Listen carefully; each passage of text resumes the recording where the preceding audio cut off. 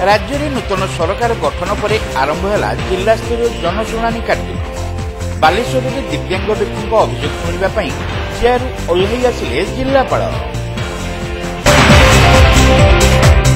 चलित वर्ष साधारण निर्वाचन पर गत एप्रिल मास प्रथम सप्ताह आदर्श निर्वाचन आचरण विधि पर मिलित जनशुणाणी कार्यक्रम बंद रही। दीर्घ 3 मास पर नूतन सरकार गठन पर समग्र राज्य में जनशुणाणी कार्यक्रम आरंभ होइथिबा बेले बालेश्वर जिले में अनुरूप भाव सदर ब्लॉक परिसर में मिलित जनशुणाणी शिविर अनुष्ठित हो जाइछि।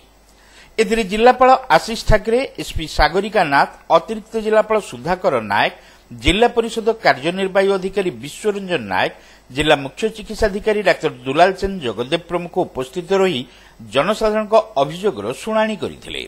सदर ब्लॉक बीडीओ समरजित कर एही शिविर को परिचालना करथिले। एही शिविर रे मोट 100टी अभियोगर शुणाणी होइथिला। गोटे अभियोगर तुरंत फैसला होइथिबा बेले अन्य अभियोग उपरे कार्यानुष्ठान पई विभिन्न विभाग को पठा जाइथिला। विभिन्न अभियोगर शुणाणी सह आवश्यक क्षेत्र में आर्थिक सहायता प्रदान पई जिलापाल निर्देश दैथिले। सरकार का निर्देश में वर्तमान आज आमर ग्रीवेंस आरंभ जाइए। आमर प्रति सोमवार ग्रीवेंस वर्तमान आयोजन करा जाउछि। वर्तमान आज डिस्ट्रिक्ट हेडक्वार्टर करा गला। तापर सबु प्रति सोमवार एटा प्रति ब्लॉक हेडक्वार्टर रे हमें ग्रीवेंस ऑर्गेनाइज करिवु।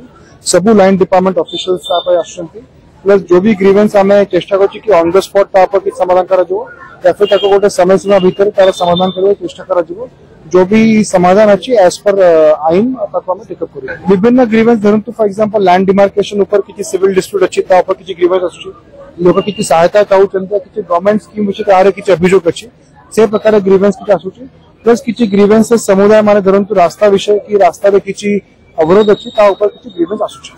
तबे अभियोगकारी मध्य सदर ब्लॉक नगरम पंचायत अंतर्गत खेदुलपुर ग्रामर दिव्यांग दामोदर नायक एक 3 चकिया गाड़ी प्रदान सह तांको अंतर्जय योजना रे शामिल पई जिलापाल अभियोग प्रकोष्ठ को आंठी आंठी आसीथिबा देखिबाकू मिलिथिला। से किछि बाट आसीबा परे तांको एक व्हील चेयर रे बसाई सेठाकू निया जाइथिला। जिलापाल श्री ठाकरे चेयर उठी आसी तांको समस्या संपर्क रे पचारि बुझिथिले।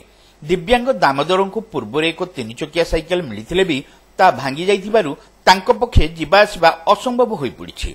तेणु एक नूतन 3 चकिया साइकेल जोगाई देबाकू से जिलापाल को अनुरोध करथिले। एहा सहित अत्यंत गरीब श्रेणी होइथिबारु तांको अंत्योदय योजना रे शामिल पई मध्य से निवेदन करथिले।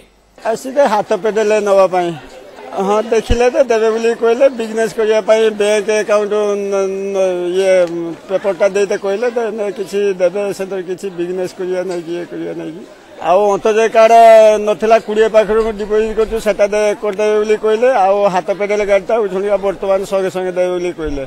निजे चेयर छाड़ी के आसिकी मते देखिकी ये करकी गले कोई की गले दे पैसा देबे बिजनेस करिया नै कि आ बाकी गाड़ीटा भी देबे आज बाकी ए अंतजय कार्ड करथनि 20 पाखर डिपोजिट करथनि सेटा हो नतला सेटा भी इश्यू कर देबे बोली कहले। तुरंत एक 3 चकिया साइकेल प्रदान पई निर्देश देबा सहित दामोदर को आर्थिक सहायता मध्य जिलापाल प्रदान करथिले। एही क्रम रे प्रशासन पक्षरु तुरंत तांको एक 3 चकिया साइकेल प्रदान करा जायतिला। तांको अंत्योदय योजना रे शामिल करा जिबा नै मध्य प्रतिश्रुति दिया जायछि।